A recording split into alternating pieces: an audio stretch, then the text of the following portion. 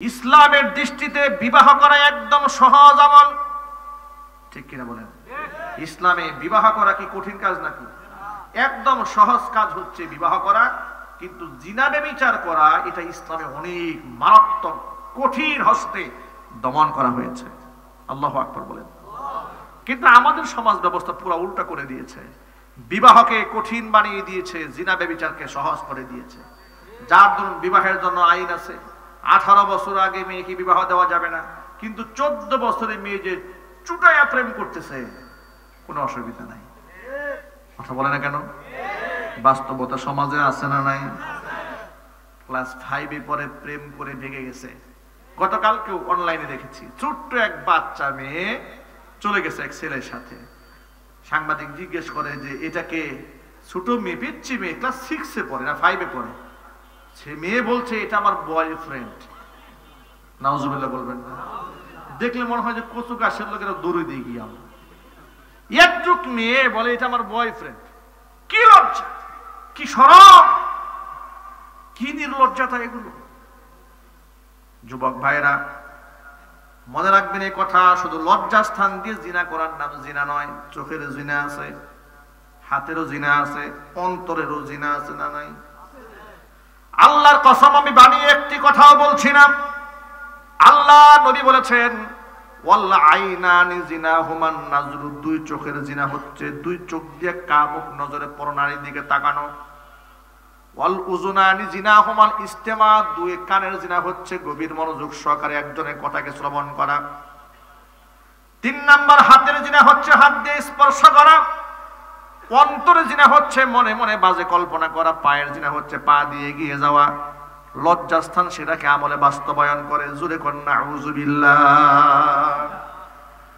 মাইকের আওয়াজ বাহিরে যাচ্ছে, অসংখ্য মায়েরা বোনেরা আমার কণ্ঠের আওয়াজ শুনতে পাচ্ছেন। মায়েরা বোনেরা সাবধান, নিজেকে বেপরদার মাধ্যমে পর পুরুষের সামনে কোনোদিন উপস্থাপিত করবেন না। কসম আল্লাহর, দাম থাকবে না, দাম থাকবে না। কারণ যে জিনিস সহজে পাওয়া যায়, সস্তায় পাওয়া যায়, সমাজে তার মূল্য থাকে না।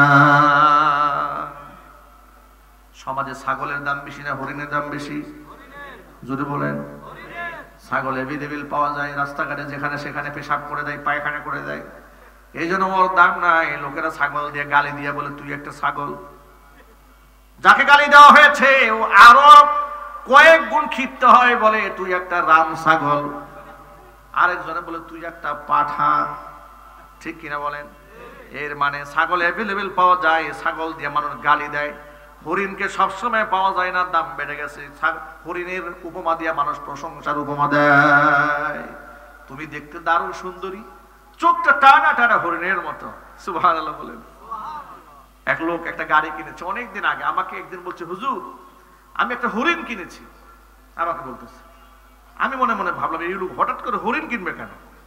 বলে আমি একটা হরিণ দেখাবো। আমাকে বলতেছে আপনাকে একটা হরিণ দেখাবো। উত্তরাতে আমাকে নিয়ে গেছে বাড়িতে, গিয়ে দেখি একটা গাড়ি। তো হুজুর এইটা আমার হরিণ। আমি চিন্তা করলাম একটা গাড়ি কিনে আমাকে হরিণ দেখাচ্ছে, এর মানে প্রশংসার উপমা দিচ্ছে কি দিয়ে? হরিণ দিয়ে। কেন? জঙ্গলে থাকে, অ্যাভেলেবেল পাওয়া যায় না। যেহেতু যে সমস্ত মেয়েরা পর্দায় থাকে তারা হচ্ছে ঝিনুকের মধ্যে আবৃত মুক্তার দানার মতো। রাস্তাঘাটে পুঁতি পাওয়া যায়, 10-20 টাকার পুঁতির মালা পাওয়া যায়, কোনো মূল্য নাই। এগুলো ক্যানভাস করেও বিক্রি করা যায় না। কিন্তু মুক্তা, এটাকে কত দাম, লাখ টাকার উপরে মুক্তার মালার দাম। সেই মুক্তার দামটা বাড়লো কেন? বেড়েছে এই জন্য সে ঝিনুকের মধ্যে নিজেকে আবৃত করে রেখেছে, দাম আল্লাহ পাক বাড়িয়ে দিয়েছে। যে মেয়েটি পর্দায় থাকে আল্লাহ তাআলা ওই মেয়ের দাম বাড়িয়ে দেন, তার ইজ্জত বাড়িয়ে দেন। জোরে জোরে করেন সুবহানাল্লাহ। এই যে যুবকেরা সামনে বসে আছেন, আপনাদের কষ্ট হচ্ছে? মেয়েদেরকে তো বললাম, এবার আপনাদেরকে একটা কথা বলবো, যদি আপনারা মাইন্ড না করেন। বেশি মাইন্ড করছেন? অনেক যুবকেরা বিবাহ শাদী করে বউয়ের ছবি ফেসবুকে দেয়। মাজলুমের উপর জুলুম করা হয়।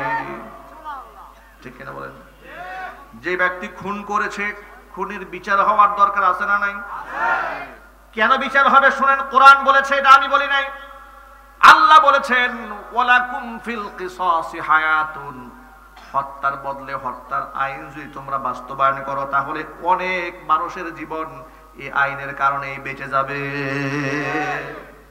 তাহলে সিরিয়াল কিলার যারা তৈরি হয়েছে, ঠান্ডা মাথায় যারা ভাড়াটে খুনি, এরা খুন করতে সাহস পাবে না। এরা বুঝে যাবে যে না, এখানে হাত দেওয়া যাবে না, হাত দিলে আবার কল্লা শেষ।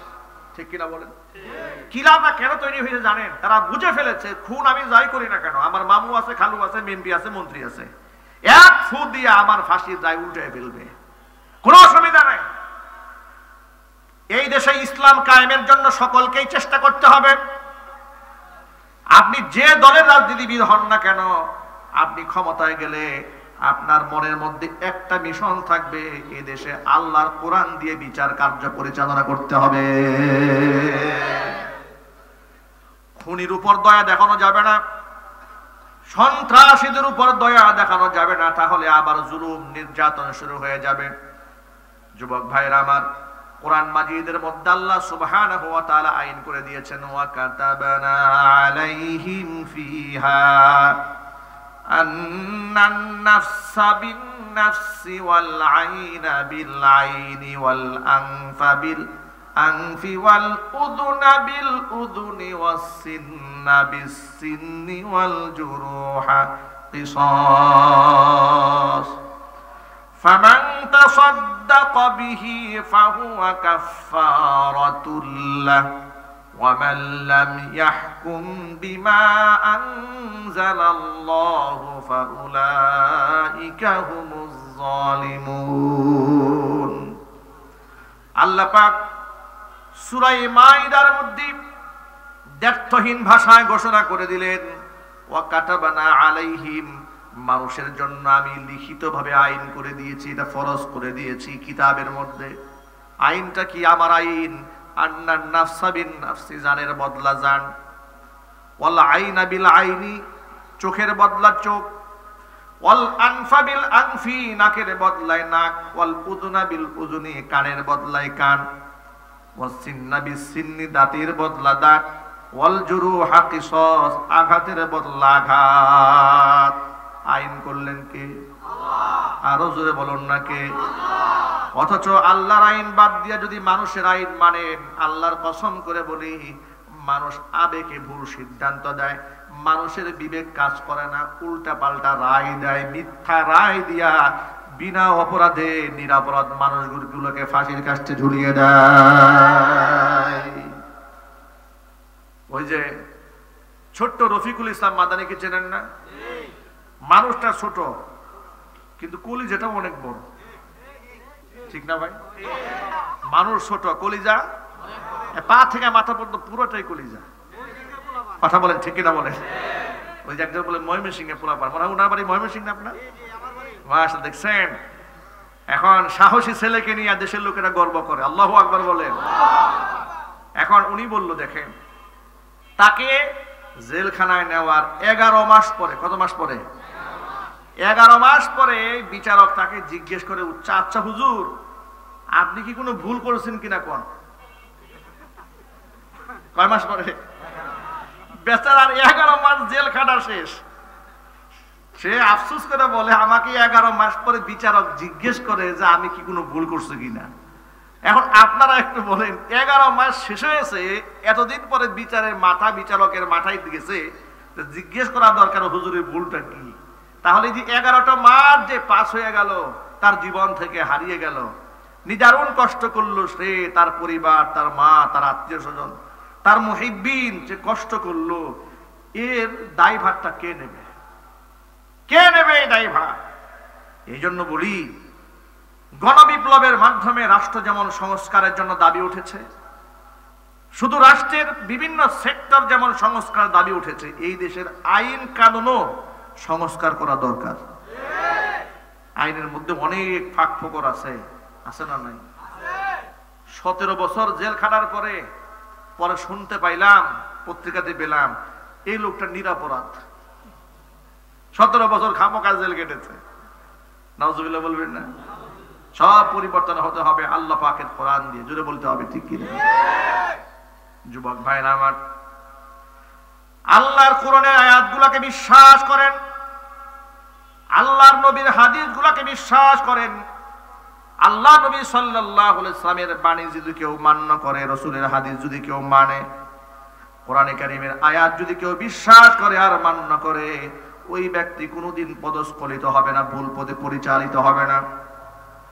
এজন্য নবীজি বলেছেন, ইন্না হাযাল কুরআনা সাবাবুন, কোরআন এমন একটা রশি, তরফুহু বিআইদিল্লাহি ওয়া তরফুহু বিআইদিকুম, এই রশির এক মাথা আল্লাহর হাতে, আরেক মাথা বান্দা তোমাদের হাতে। লান তাদিল্লু ওয়া লান তাহলিকু বাদাহু আবাদা, তোমরা যতক্ষণ পর্যন্ত কোরআন নামক রশিকে আঁকড়ায় ধরে রাখতে পারবে, কশিন কালেও তোমরা ধ্বংস হবে না, তোমাদের পদস্খলন হবে না। জোরে জোরে বলেন সুবহানাল্লাহ। মানুষদেরকে হেদায়েতের কথা বোঝাবার জন্য নবীজি মাঝে মাঝে গল্প শোনাতেন। কোরআনে কারীমের মধ্যে আল্লাহ তাআলা মানুষের গল্প বলেছেন। গল্প কোরআনে আছে না নাই? আরো জোরে বলেন আছে না নাই? আবার গল্প বলে আল্লাহ বলে দিয়েছেন, কেন গল্প শোনায় শোনো, লাকাদ কানা ফি কাসাসিহিম ইবরাতুল লিউলিল আলবাব, এই সমস্ত ব্যক্তিদের কাহিনীতে তোমাদের জন্য, জ্ঞানীদের জন্য শিক্ষা আছে, ইবরাত আছে। একদিন নবী করিম সাল্লাল্লাহু আলাইহি ওয়াসাল্লাম বসে আছেন, সাহাবায়ে کرام পরিবেষ্টিত অবস্থায়, তখন আল্লাহর নবী একটা গল্প শোনালেন। আল্লাহর হাবিব বলেন, সাহাবীরা শোনো, সালাসাতু নাফারিম মিম্মান কানা ক্বাবলাকুম, তোমরা পৃথিবীতে আগমন করার পূর্বে বনি ইসরাইল সম্প্রদায়ের 3 জন ব্যক্তি, তারা দূর সফরে ঘর থেকে বের হয়েছে, দূরে কোথাও যাবে, সফর করছে, দিনভর তারা পথ চলেছে, চলতে চলতে তারা ক্লান্ত হয়ে পড়ল। হাত্তা আওয়াহুমুল মাবিতু ইলা গারিন, ক্লান্ত পরিশ্রান্ত হয়ে মনে মনে সিদ্ধান্ত নিল, আকাশে মেঘ চমকাচ্ছে, বিদ্যুৎ চমকাচ্ছে, যে কোনো মুহূর্তে ভারী বর্ষণ হয়ে যেতে পারে, আর রাতের বেলায় পথ চলার মধ্যেও নিরাপদ নয়। যদি আমরা কোথাও আশ্রয় নিয়ে থাকতে পারি, পরবর্তী সকাল থেকে আমরা আবার হাঁটা শুরু করব। কোথায় আশ্রয় নেবে, কোথায় তারা বিশ্রাম নেবে? বর্তমান আধুনিক সমাজের মধ্যে আবাসিক হোটেল পাওয়া যায় থাকার জন্য, লোকালয় থাকে, কিন্তু তৎকালীন যুগে হাজার হাজার বছর আগের কথা, পাহাড়িয়া গিরিপথ দিয়ে চলছে, আশ্রয় নেওয়ার জায়গা নাই। বিরাট বড় পাহাড় দেখতে পেল, পাহাড়ের গুহার মধ্যে 3 জন গিয়ে ঢুকেছে। পাহাড়ের গুহায় গিয়ে ঢুকে যাওয়ার পরে রাতের বেলায় প্রচন্ড ভারী বর্ষণ হয়েছে। পাহাড়ের উপর থেকে বিরাট বড় একটা পাথর গড়াতে গড়াতে গড়াতে গড়াতে এসে যে গুহার মধ্যে তারা আশ্রয় নিয়েছিল, গুহার মুখের মধ্যে এসে আটকায় গেছে। আর পাথরের টুকরাটা এতটাই বড়, 3 জনে মিলে এটা সরাবে কোনোভাবে সম্ভব হবে না। তারা বুঝতে পারলেন, এমন একটি জায়গার মধ্যে আমরা আছি, এই জায়গার মধ্যে যদি আমরা মরে গলে পচে হাড্ডি সার হয়ে যায়, পৃথিবীর কোনো ব্যক্তি আমাদের সম্পর্কে জানতেও পারবে না।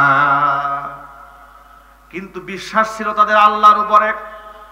3 জন ব্যক্তি ছিল ঈমানদার। তারা মনে মনে ভাবলেন, পৃথিবীতে কেউ যেখানে দেখে না সেখানে একজন আছেন, তিনি দেখেন, তিনি কে? পৃথিবীতে এমন একজন সত্তা আছেন, দুনিয়ার কোন মানুষ যদি সাহায্য করতে নাও পারেন, তিনি সাহায্য করতে পারেন, তিনি কে? আল্লাহ রাব্বুল আলামিন। 3 জনে মিলে পরামর্শ করলো, বাঁচতে যদি চাও রবের সাহায্য নাও। রবের সাহায্য নিব কিভাবে? আল্লাহর কাছে দোয়া কবুল করাতে হলে নেক কাজের বিনিময়ে দোয়া কবুল করাইতে হয়। যেমন এই যে আমরা দোয়া করার আগে ইস্তিগফার পড়ি, সূরা ফাতিহা পড়ি, দুরূদ শরীফ পড়ি কিনা? এগুলা কারণটা কি? কারণ হচ্ছে আপনি যদি দোয়া আল্লাহর কাছে কবুল করাতে চান, তাহলে আপনি কিছু নেক কাজ করবেন আগে। নেক কাজের বিনিময়ে আল্লাহর কাছে চাবেন, এটা হচ্ছে দোয়া কবুল হওয়ার জন্য সুন্নাহ পদ্ধতি। জোরে বলেন সুবহানাল্লাহ। 3 জনে যেহেতু আল্লাহর উপর ভরসা ছিল, তারা 3 জনে পরামর্শ করলো, আজকে আমাদের রবের কাছে আমরা সাহায্য চাবো আমাদের জীবনের সর্বশ্রেষ্ঠ আমলের বিনিময়ে। মানুষের জীবনে যত খারাপ মানুষ হোক না কেন, কিছু কিছু ভালো কাজ থাকে না? কথা বলেন। আপনাদেরকে বলি, এমন যেন জীবনটা না হয়, চোখ বন্ধ করে এমন যেন নিজেকে কল্পনা করতে মনে না চায় যে আমার জীবনে কোনো ভালো কাজ নাই। এমনটা হতভাগা, এমনটা কপাল পোড়া হওয়া ঠিক নয়। চোখটা বন্ধ করলে যেন মনে হয় যে আলহামদুলিল্লাহ আমার জীবনে কিছু ভালো কাজ হয়তো আল্লাহর কাছে কবুল হবে ইনশাআল্লাহ। এরকম কিছু ভালো কাজ কখনো প্রকাশ্যে কখনো গোপনে করবেন, ইনশাআল্লাহ ওই একটা ভালো কাজ আল্লাহর কাছে মঞ্জুর হয়ে গেলে আপনার তাকদীর আল্লাহ পাক বদলাই দিবেন। তিনজন ব্যক্তি বিপদে পড়েছে। তিনজন ব্যক্তি মনে মনে ভাবলো রবের কাছে নিজের জীবনের শ্রেষ্ঠ ইবাদতের বিনিময়ে আজকে আমরা আশ্রয় প্রার্থনা করব, কারণ সাহায্য করার একমাত্র মালিককে।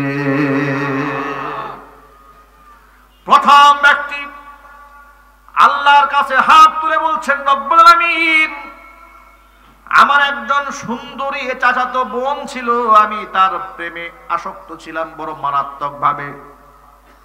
বহুবার তাকে কুপ্রস্তাব দিয়েছি, সে রাজি হয় না। সে মেয়েটি ছিল খুব ধার্মিক, পরহেজগার, আল্লাহু আকবার, অনেক পরহেজগার, আত্মসংবরণকারী নারী তিনি ছিলেন। মনে রাখবেন, সমাজের মধ্যে সব মেয়ে খারাপ থাকে না, কিছু পরহেজগার মেয়েও থাকে যারা আল্লাহকে ভয় করে, যারা নিজের চরিত্র বিকিয়ে দেয় না। সমাজে আছে না নাই? লোকটি বলল, আল্লাহকে ডেকে ডেকে বলছে, আল্লাহ আমার ওই বোনটাকে আমি অনেকভাবে ফুসলিয়েছি, রাজি হয় নাই। কিন্তু কিছুদিন যেতে না যেতে এলাকার মধ্যে কাহতুন মানে দুর্ভিক্ষ দেখা দিল। এলাকার মানুষের মধ্যে হাহাকার লেগে গেল। ক্ষেত খামারে ফসল নাই, মানুষের পকেটে টাকা নাই, বাড়িতে খাবার নাই, মানুষ দুর্ভিক্ষে কষ্ট পাচ্ছে। আমার ওই দরিদ্র বোনটা পরিবার নিয়ে বড় কষ্টে ছিল, কিন্তু তখনও পর্যন্ত আমি সম্পদশালী মানুষ হিসেবে এলাকার মধ্যে পরিচিত ছিলাম। আমার সেই বোনটি আমার কাছে হাত বাড়িয়ে বলল, ভাইজান বড় কষ্টে আছি, বাবা মা না খেয়ে আছে, ভাই ব্রাদাররা না খেয়ে আছে, জীবন বাঁচানোর কষ্ট হয়ে যাচ্ছে, আপনি একটু আমাদের সাহায্য করেন। লোকটি বলে, আমি আমার ওই বোনটার দুর্বল পয়েন্ট আমি বুঝতে পারলাম, তাকে আমি প্রস্তাব দিয়ে ফেললাম। এতদিন পর্যন্ত যে অন্যায় প্রস্তাব দিয়েছিলাম রাজি হও নাই, যদি রাজি হয়ে যাও তাহলে তোমাকে আমি 100 দিরহাম দেব। মেয়েটি নিরুপায় হয়ে আমার প্রস্তাবে রাজি হলো। আমি তাকে 100 দিরহাম দিয়ে দিলাম। সে আমার কাছে নিরিবিলি একটা জায়গার মধ্যে হাজির হলো। কোন বর্ণনার মধ্যে এসেছে, আমি যখন তার কাছে গেলাম একান্তে সান্নিধ্যে মিলিত হতে, এমনকি হাত্তা জালাস্তু বাইনা রিজলাইহা, আমি তার দুই উরুর মাঝখানে বসেও গেছি। আমার বোনটি আমাকে আমার চোখে চোখ রেখে বলল, ইত্তাকিল্লাহ, আল্লাহকে ভয় করুন। আল্লাহ তাআলা অবৈধ যৌন সংযোগ যেখানে হারাম করে দিয়েছেন, সম্পর্ক আল্লাহ হারাম করেছেন, আপনি হারামকে হালাল বানাবেন না। জাহান্নামের আগুনকে ভয় করুন।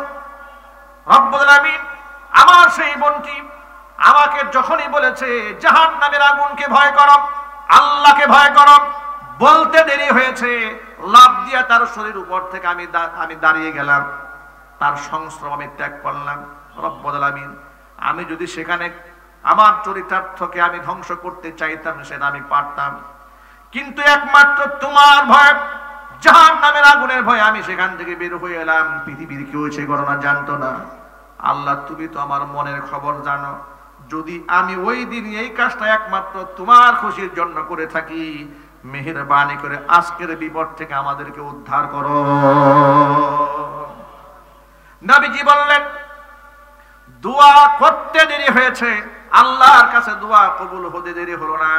সাথে সাথে আল্লাহ রাব্বুল আলামিন পাথরটাকে কিঞ্চিত পরিমাণ দূরে সরিয়ে দিলেন। কিন্তু যতটুকু সরেছে এখান থেকে বের হওয়া সম্ভব নয় একজনেরও। বাকি থাকলো কয়জন? আরো যদি বলেন।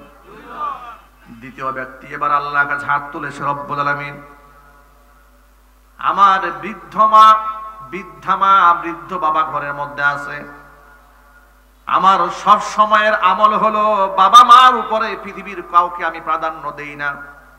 এমনকি রাতের বেলায় কোনোদিন বাবা মার খাওয়ানোর আগে আমি আমার সন্তান, স্ত্রী, এমনকি নিজের মুখের মধ্যে খাবার দেই না। জোরে বল সুবহানাল্লাহ। এমন সন্তান এই পৃথিবীতে বর্তমানে কি একটাও খুঁজে পাবেন? এই সমাজে একটা সন্তান এমন খুঁজে পাওয়া যাবে? তাহলে আপনারা চিন্তা করেন, বাবা মার প্রতি কেমন আনুগত্যশীল সন্তান হলে তিনি বলছেন, হে আল্লাহ, আমি আমার বাপ মাকে রাতের বেলায় না খাইয়ে কোনোদিন সন্তানদের মুখে খাবার তুলে দেই না। অথচ আপনাদের কি মনে হয় সন্তানের প্রতি বাবা মার মহব্বত আছে না নাই, ভালোবাসা আছে না নাই? কিন্তু বাপ মার সম্মান সবার উপরে, এমনকি আল্লাহ এবং রসুলের পরেই এই পৃথিবীতে বাপ মার স্থান। চিল্লায় এখন আল্লাহু আকবার। পৃথিবীর 1 লক্ষ পীর এক পাল্লায় যদি দেন, আপনি একজন সন্তান হিসেবে 1 লক্ষ পীর যদি এক পাল্লায় দেওয়া হয়, আপনার সামনে আপনার মাকে যদি আরেক পাল্লায় দেওয়া হয়, কসম আল্লাহর, ওই 1 লক্ষ পীরের চাইতে আপনার কাছে ইসলামের দৃষ্টিতে মায়ের মর্যাদা বেশি। কিন্তু দুঃখজনক বাস্তবতা, এই দেশে এমন দেখা যায় পীরের জন্য মুরিদরা পাগল। কথা বলেন। পীরের পায়ে সেজদা দেয়, পীরের দরবারে গরু নিয়ে যায়, ছাগল নিয়ে যায়, উরসে গিয়ে নাচানাচি করে, গান বাজনা করে, আছে না নাই? মায়ের খেদমত করে না, মায়ের সেবা করে না, বাপ মাকে শ্রদ্ধা করে না, কিন্তু বাবার নামের জিকির করতে করতে মুখে ফেনা তুলে নাই। কসম আল্লাহর কোনো লাভ নাই। এই দুনিয়ার তামাম পৃথিবীর সব পীরও যদি দোয়া করে আল্লাহর কাছে কবুল হবে তার কোনো গ্যারান্টি নাই, কিন্তু যদি বাপ মা দোয়া করে কবুল হওয়ার গ্যারান্টি আছে না নাই? এটা কি হুজুররা বানিয়েছে নাকি আল্লাহ রাসূল বলেছেন? নবীজি সাল্লাল্লাহু আলাইহি ওয়াসাল্লাম বলেছেন, রিদাল্লাহি ফি রিদাল ওয়ালিদাইনি ওয়া সাখাতুল্লাহি ফি সাখাতিল ওয়ালিদাইন। বাবা মা যদি খুশি হয়ে যায় আল্লাহ খুশি হয়ে যান, বাবা মা যদি নারাজ হয়ে যান তো আল্লাহ নারাজ হয়ে যান। লোকটা বলে, রব্বুল আলামিন, আমি আমার বৃদ্ধ বাবাকে আর বৃদ্ধা মায়ের মুখে খাবার তুলে না দিয়ে সন্তানদের খাবার দিই না, এটাই ছিল আমার আমল। একদিন আমি বাড়ি ফিরতে রাত হয়ে গেল, বাড়িতে গেলাম, গিয়ে দেখি আমার মা ঘুমায় গেছে, আমার বৃদ্ধ বাবা ঘুমায় গেছে, কিন্তু আমার সন্তানেরা ক্ষুধার যন্ত্রণায় ছটফট করছে, ঘুমায় নাই। বাড়ি যাওয়ার পরে সন্তানরা আমার কাছে খাবার চাইলো। সন্তানরা বলছে, আব্বা জান, সব সময় দাদা দাদিকে তো আগে খাবার দেন, তারা তো ঘুমায় গেছে, আমরা ক্ষুধার্ত, আমাদেরকে খাবার দেন। তিনি বলেন, রব্বুল আলামিন, আমার সন্তানেরা ক্ষুধার যন্ত্রণায় ছটফট ছটফট করে আমার পায়ের কাছে এসে ঘুমায় গেছে, এরপরেও সন্তানদেরকে খাবার তুলে দেই নাই। খাবার নিয়ে সারা রাত আমি বাপ মার শিয়রে দাঁড়িয়েছিলাম। সকালবেলা প্রত্যুষ যখন তাদের ঘুম ভেঙেছে, আগে বাবা মার মুখে খাবার তুলে দিয়েছি, এরপরে সন্তানদের মুখে খাবার দিয়েছি। ওই আমার রব, আমার এই আমলটি যদি একমাত্র তোমার সন্তুষ্টির জন্য করে থাকি, যে বিপদের মধ্যে পড়েছি আল্লাহ এই বিপদ থেকে আমাদেরকে উদ্ধার করো। নবীজি সাল্লাল্লাহু আলাইহি ওয়াসাল্লাম বললেন, দোয়া করতে দেরি হয়েছে, আল্লাহর কাছে কবুল হতে দেরি হয়নি, সাথে সাথে আল্লাহ পাক পাথরটাকে কিঞ্চিত পরিমাণ দূরে সরিয়ে নিলেন। এখন বাহির থেকে কিছুটা আলো ভিতরে ঢুকতে শুরু করেছে, তাদের আশার সঞ্চার হয়েছে, কিন্তু বের হওয়া সম্ভব নয়। বাকি আছে কয়জন? একজন তখনও বাকি আছে। তৃতীয় ব্যক্তি আল্লাহর কাছে হাত তুলেছে, রব্বুল আলামিন, আমার বাড়িতে দিন মজুরেরা কাজ করতো, গরিব মানুষরা কাজ করে, সব সময় সকলকে পারিশ্রমিক দিয়ে বিদায় করে দেই। একবার বেশ কিছু লোক আমার বাড়িতে কাজ করেছে, সবাই পারিশ্রমিক নিয়ে বিদায় হয়ে গেল, কিন্তু একজন দিন মজুর পারিশ্রমিক নিল না, না নিয়ে চলে গেছে। আমি সেই পারিশ্রমিক নিয়ে বড় পেরেশান হয়ে গেলাম। গরিব মানুষের হক আমার কাছে রয়ে গেল, আমি এখন এই টাকা তারে কেমনে পৌঁছাবো? কোনোভাবেই তার সন্ধান করতে পারলাম না। সর্বশেষ ওই টাকা দিয়া ওই ব্যক্তির নামে একটা ছাগল কিনলাম, ছাগল থেকে বাচ্চা হলো, আবার সেটা বিক্রি করে আমি গরু কিনলাম, গাভী কিনলাম, সেখান থেকে বাচ্চা হলো, বিক্রি করে উট কিনলাম, ছাগল কিনলাম, ভেড়া বকরি, অনেক কিছু কিনে ফেললাম। ওই টাকা দিয়ে প্রফিট হয়ে গেল। আমি গরু প্রান্তরে সেগুলাকে রেখে দিলাম। দীর্ঘদিন পরে ওই লোকটা এসেছে আমার বাড়িতে, এসে বলল, ভাই, আপনার কাছে আমার কিছু পাওনা টাকা ছিল, যদি আপনি আমাকে দিয়ে দিতেন। তিনি বলছেন, রব্বুল আলামিন, আমি ওই লোকটাকে বললাম, ওই যে মরুর দিকে তাকায় দেখো, মরু প্রান্তরে যতগুলো ভেড়া বকরি দুম্বা দেখা যায়, এই সবগুলি তোমার পরিশ্রমের কামাই নিয়ে বাড়ি চলে যাও। লোকটা অবাক বিস্ময়ে আমাকে বলল, আতাস্তাহজিউবি, আপনি আমার সাথে কি ঠাট্টা করেন নাকি, বিদ্রুপ করেন? আমি পাবো আপনার কাছে সামান্য কিছু টাকা, আর আপনি আমাকে এতগুলো উট দিয়ে দিচ্ছেন, ছাগল দিয়ে দিচ্ছেন, গরু দিয়ে দিচ্ছেন, এর মানেটা কি? তিনি বললেন, আল্লাহর বান্দা, আপনার রেখে যাওয়া সেই আমানতের টাকাটা আমি কাজে লাগিয়েছি, এগুলার মালিক আমি নই, এই মালিকগুলো আপনি, এগুলা নিয়ে চলে যান। তিনি বলেন, রব্বুল আলামিন লোকগুলো সবগুলা জিনিস নিয়ে চলে গেল।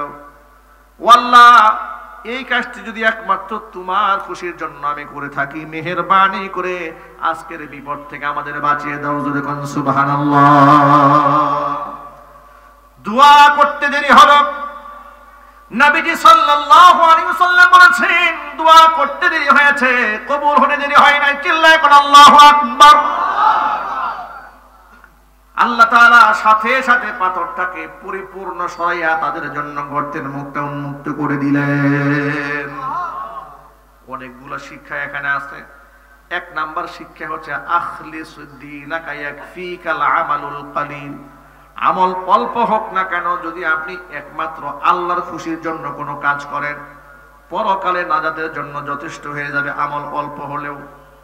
দ্বিতীয় নাম্বার শিক্ষা হলো, ইখলাসের সাথে কোন আমল করলে শুধু পরকালে সওয়াব পাওয়া যাবে তা নয়, দুনিয়ার বিপদ থেকে আল্লাহ রাব্বুল আলামিন ভালো আমলের বিনিময়ে বিপদ থেকে বাঁচিয়ে দেবেন। তিন নাম্বার শিক্ষা এখানে আছে। আমার সামনে অসংখ্য যুবকেরা বসে আছেন। যুবকেরা, অনেক যুবকেরা নামাজও পড়ে, রোজাও রাখে, হজও করে, উমরাও করে, যাকাতও দেয়, আবার অনেকে নামাজ কালাম করে না। যারা নামাজ কালাম করে না, আল্লাহ পাক নামাজে বানায় দেন। জোরে কোন আমিন, আরো জোরে কোন আমিন। কিন্তু নামাজ কালাম পড়ার পরেও, নিজেকে মুসলমান দাবি করার পরেও অনেক যুবকেরা অন্যায় প্রেমের মধ্যে হাবুডুবু খায়। ঠিক কিনা বলেন?